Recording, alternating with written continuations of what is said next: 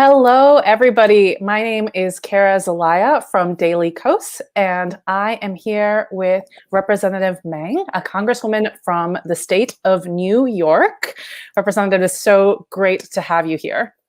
Thanks, Kara. Thank you for having me. It's such a delight. As people trickle in from Facebook and YouTube, I want people to encourage people to go ahead and comment right now where they are tuning in from and how they're doing today. Let's do that as a. And I want to start by asking you that. How are you? How have things been recently in your line of work generally? Well, my line of work, whether it's Congress, being from the state of New York, COVID, there's always lots going on. Every day is unpredictable. But you bring up a good point. I think that one of the good things that has come out of this pandemic is that people literally, I can feel it, are checking in on each other more, Yeah. doing mental health check-ins. Are you okay? Is there anything we can do to help? And that's just a good practice that I feel like more and more people are developing. Yeah, I think it definitely has emboldened our humanity in a very good way.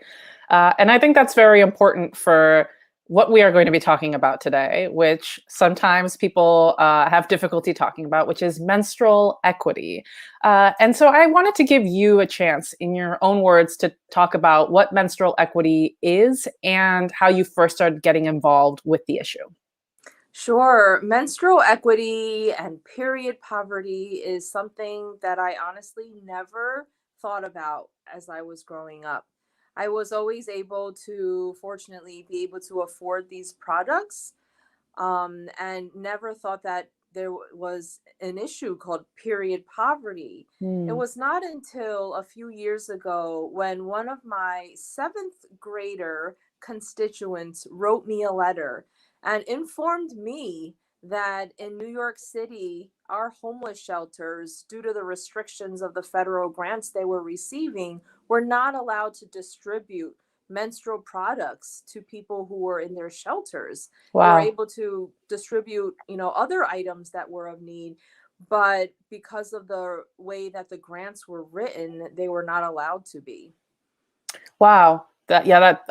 I'm very lucky to be able to be involved with my local homeless shelter, and that's something that, even though I've been volunteering there for quite a little bit, I hadn't really I hadn't really thought about. And I wonder if that's something that isn't a problem with this specific issue, where people just don't think about it or take it for granted once they're at a certain position of privilege, or if there's someone who doesn't go through a period every month. Yeah, I mean, because of this one young lady's advocacy, I learned so much and continue to learn about this important topic and realize that this is an issue that isn't just facing people from, underdeveloped nations around the other side of the globe, but literally affects Americans right here in this country, and that there are many people who miss school for many days of the month, every month, because they can't afford these products. Yeah.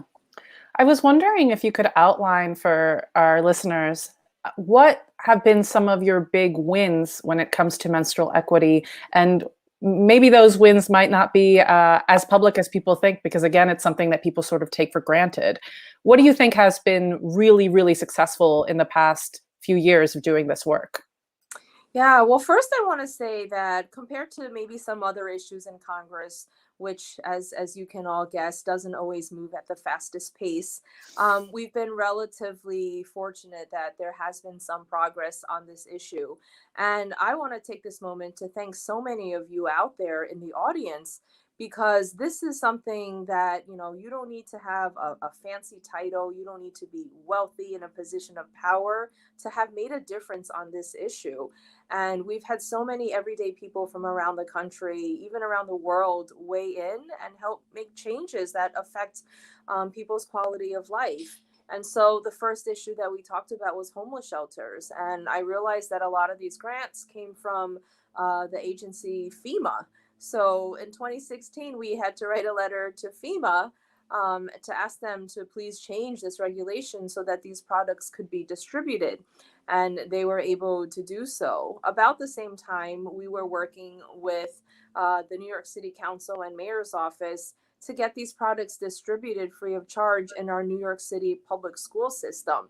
And we were able to do that as well. So those are some of the earliest examples. And we've done a bit more, helping distribute these products free of charge to individuals who are incarcerated, to get it covered under people who may have flexible or health spending accounts. These accounts allow you to purchase items like Viagra, but not menstrual products at the time. And we were able to get that changed during COVID just a few months ago. And so those are some of the successes. And our list of to-dos is longer. So our jobs are not done yet. Yeah, absolutely. Do you see this as a larger or a segment of what is called the pink tax, which is that products that tend to be marketed towards women, people who experience periods, get overcharged for products that should be a given? Yeah, I mean, this is just a long-term phenomenon of our society thinking and acting as if items that women use, for example, are not the norm and are not Mhm. the mainstream. And so literally we have items like a razor when if it is pink, they are allowed to charge more. Up until just a few years ago, and I worked with New York Assemblywoman Linda Rosenthal to get rid of the tax on menstrual products, tampon tax as it's commonly called, here in New York State. And that's something that still needs to be done throughout most states in this country. So I definitely want to hear specifically about what you are trying to get accomplished with the Menstrual Equity for All Act and what its pathway through Congress would look like. Sure. Well, we have introduced for the second time now, I believe, a rather comprehensive piece of legislation. There is a lot on our list of asks, but we really just wanted to be treated like the over 50% of the population that we are.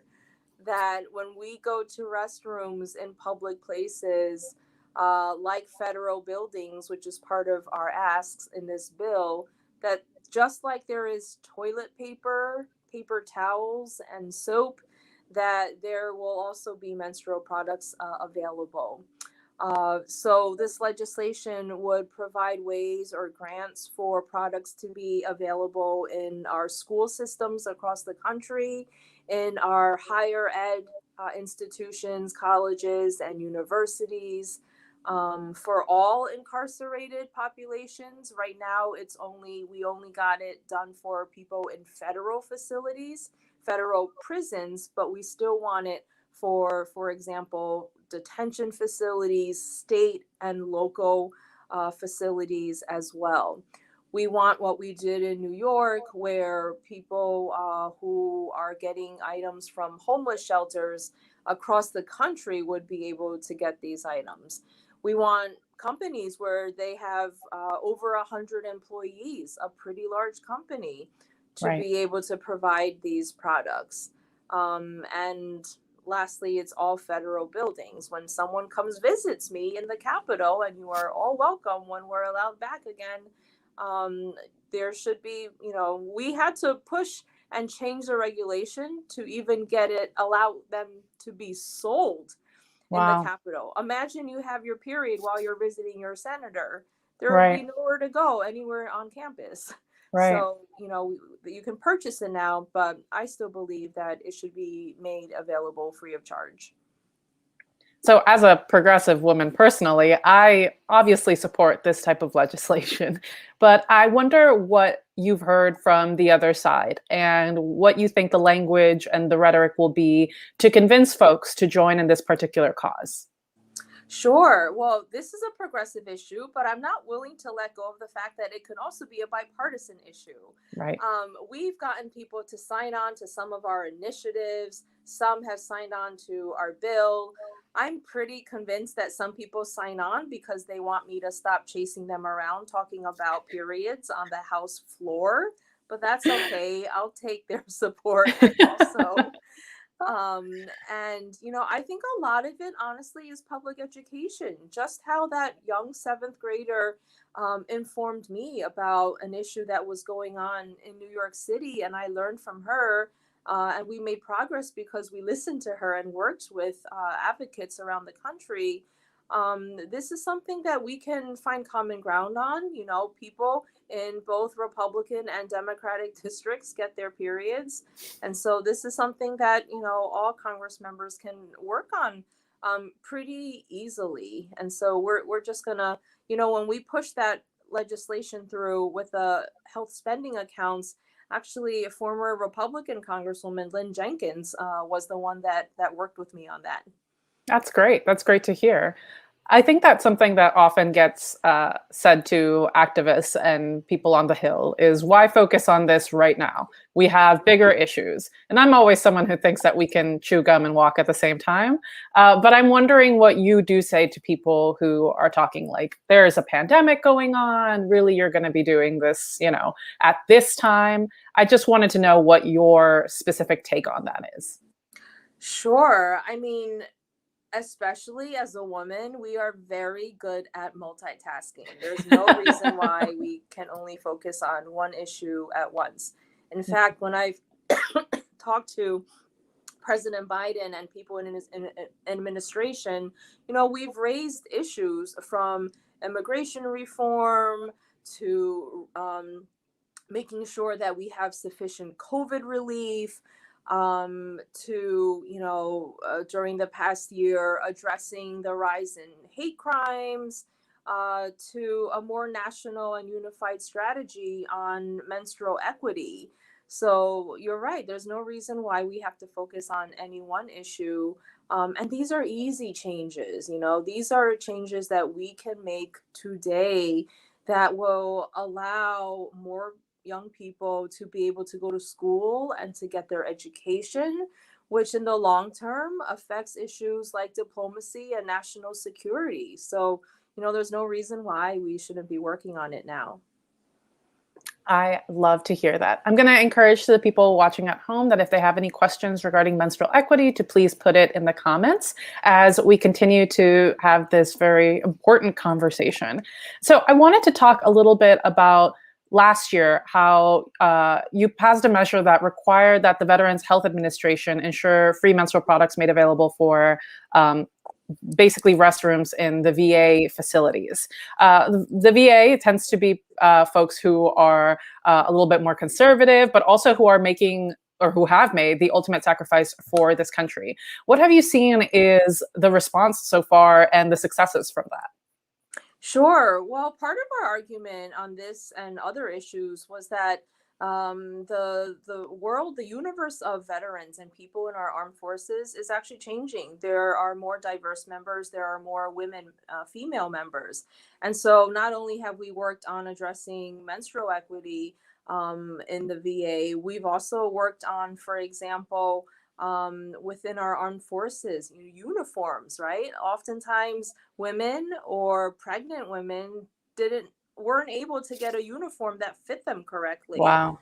Daycare, childcare facilities, and services. These are all relatively new issues that our federal government and many agencies, including helping our veterans, are dealing with. And so, again, these are easy ways that we can make changes to help make people's lives just a little bit easier, especially those who are serving our country.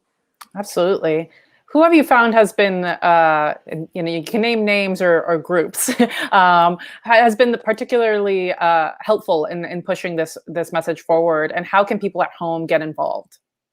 Sure. Well, one of my mentors on this subject is a woman lawyer named Jennifer Weiss Wolf. She's based out of New York City. She's written books on this topic. She's traveled to countries like Nepal to help address this issue. And so she's really been a guiding light for me as we work on a lot of these issues. But I will say that it's the everyday people out there, many of whom might be watching this today. So many have written in. I have postcards literally posted all over my walls in both of my offices in DC and New York, of people who have written in talking about this issue or thanking us for highlighting this issue. And I mean, talk about a grassroots movement. We've been able to make progress, not because I, as a colleague, asked my colleague to sign on to something, but because they heard from their own constituents. And with a little bit of constituent feedback, grassroots action, and education campaigns, we have literally been able to change laws and regulations. And that just to me is a perfect picture of what advocacy looks like and what leadership can accomplish when we are responsive listeners. Absolutely. How long would you think that the rollout would take to take place where the menstrual equity, where this, sorry, where you're the menstrual equity for all act to pass? What would we expect? Would we expect to just see it from federal buildings nationwide, or would it each state have to specifically pass their own specific law? Is this more of a symbolic thing, or would this be something that, within a year we would see menstrual products nationwide in federal buildings? Sure. Well, if it were to pass today, for example, federal buildings could easily begin immediately on providing these products within federal buildings all throughout the country. Obviously, if we wanted it to happen at state or municipal buildings, they would have to, work on their own regulation changes. Part of the bill is to require Medicaid to cover these costs. And that's something that the federal government can do rather quickly if and when it wants to. And we are working not just through this vehicle of one large bill, but also to implement it whenever and wherever we can. So, for example, in our recently um, passed House Appropriations bill, we were able to create a grant that would provide ways for colleges and universities to have these products on their campuses. So that's sort of like mini, almost like a pilot project way that we can start. And hopefully, as those little pieces begin to get implemented, people will see how the larger bill would work ultimately. Gotcha. What would you say would be the if the act isn't successful, if it doesn't pass, what do you think is going to be the biggest hurdle really to get support behind it? I think, quite frankly, and this is where I need everyone's help here, we need more education. Every time I talk about this issue, of course, there are tremendous advocates who've been working for years on this, but I always meet people, men, women, young, old, who don't really know about this issue. They're hearing about it for the first time. And I think we just need more education and outreach. And again, one of the most impactful ways that we can make the fastest change is when people contact their own representatives, because that is really, our number one duty is to listen and be responsive to our constituents. And so when someone asks their congress member to sign on or to work with us on this issue, um, oftentimes that's how we get ways to signs that other colleagues want to collaborate with us on this issue. Can I ask while I have you, since you are a resident member of the Hill, I think everyone's always wanting to know what is the most effective way to really contact their representative? Is it letter writing? Is it showing up in person? Is it calling all of your interns? Like, how can we go ahead and really garner that support to be as much a pain in people's butts as possible, but also to really enact change that can be across all kinds of issues? Yeah, that's a really great question. So I will say, while not discouraging anyone from using snail mail, that is probably the longest time of duration that Hmm. it'll take for correspondence to reach me.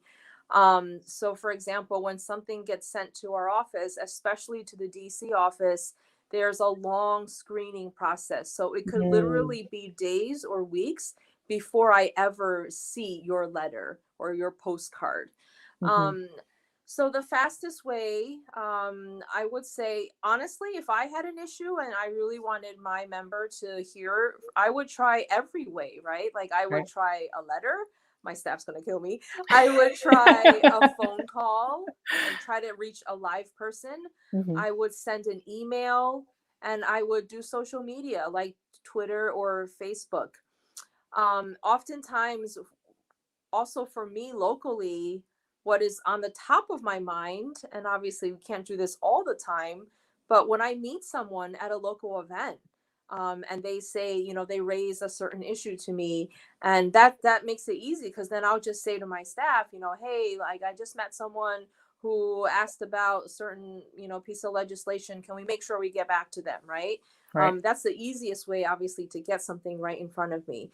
But I will say that honestly, try any method you can because different offices may prioritize or have strengths or weaknesses in different tactics. Like when I'm on Twitter, I'm responsive, but I'm not always on Twitter, right? Right. And so there are other offices who might be better at Twitter or faster at reading the emails. Every office has different protocols and Hmm. procedures.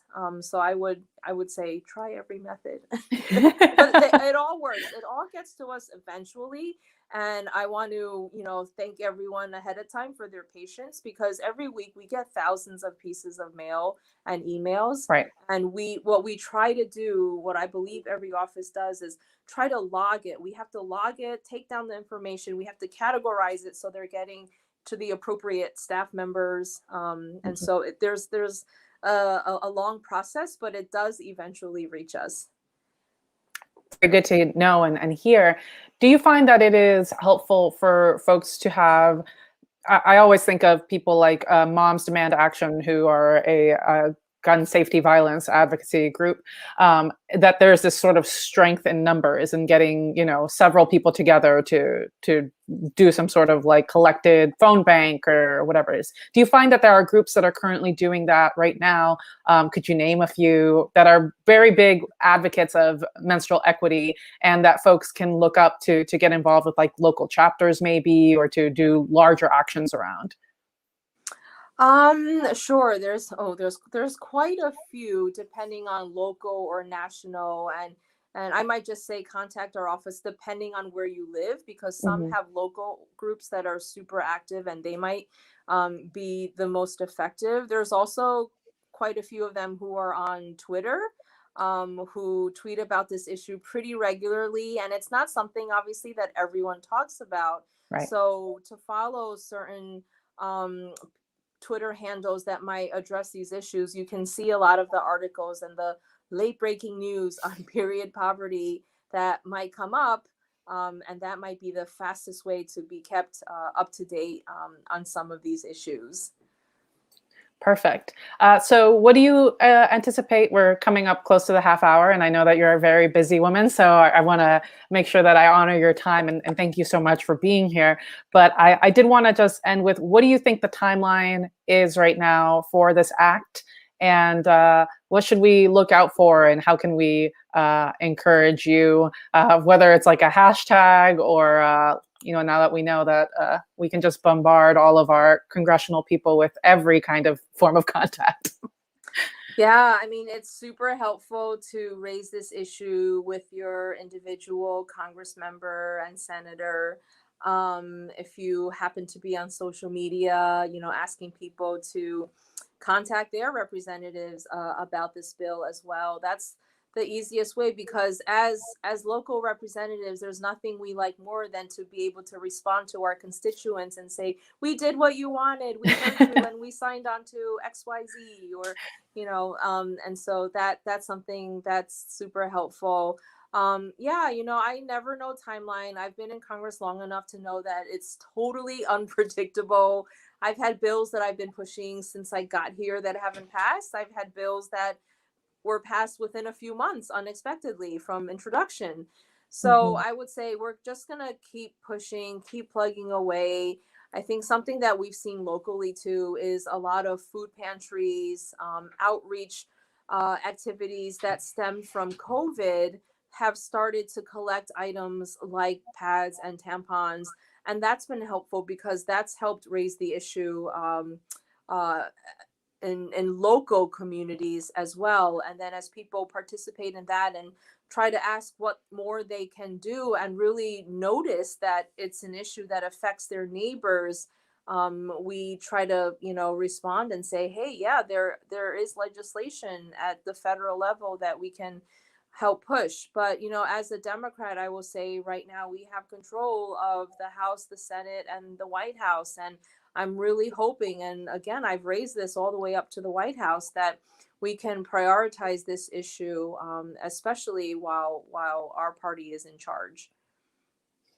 Absolutely. Especially right now when people are unfortunately stuck at home. I think that we all have a little bit, well, it depends on what situation you're in, but we all have the ability to send a tweet or to make a phone call to voice our concerns and displeasures, unfortunately, in so many cases. Have you found that the White House is largely supportive, the new administration is supportive of the cause, or has it something that's not been particularly prioritized?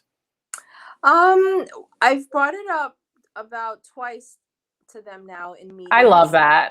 Um, I don't think I'm under any, there's no pretense that this was the top of their list when they walked Sure. into the room with Sure. us.